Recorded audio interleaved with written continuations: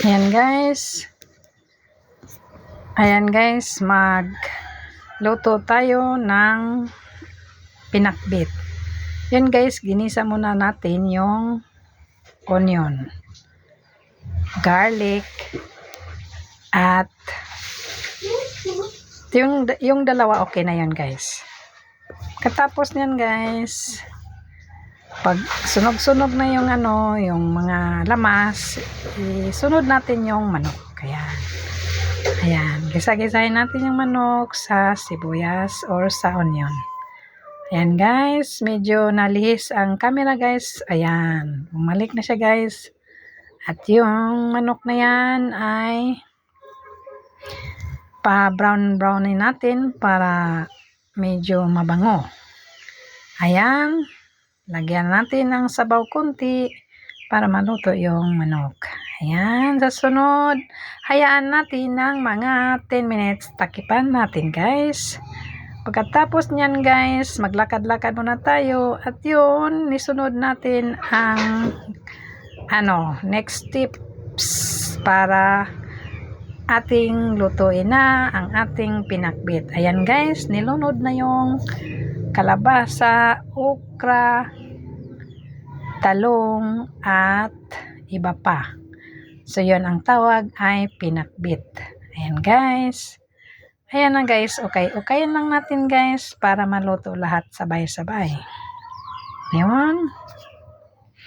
Pagkatapos nyan guys, lagyan natin ng toyo, paminta, at yung mga pangpasarap ng gulay.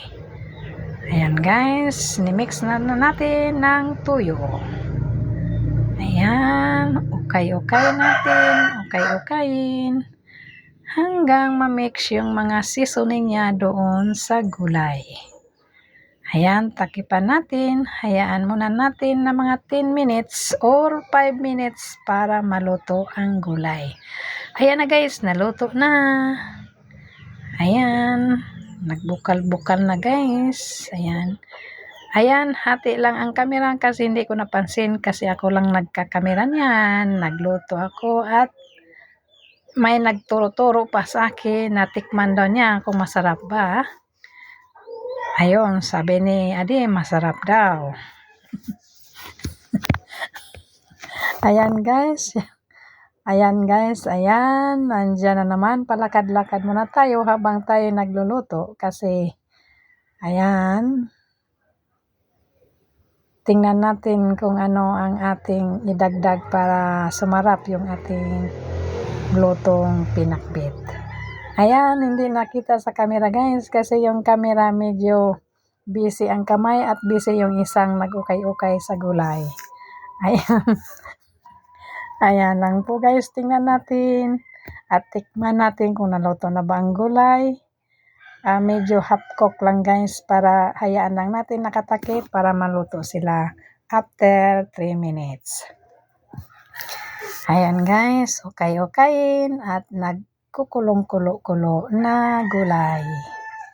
Ayan, medyo nalihis sa camera yung aking niluto. Ayan, bumalik na at yun, tingnan natin ng maigi para yung pinakbit at kulong-kulo ay ayan.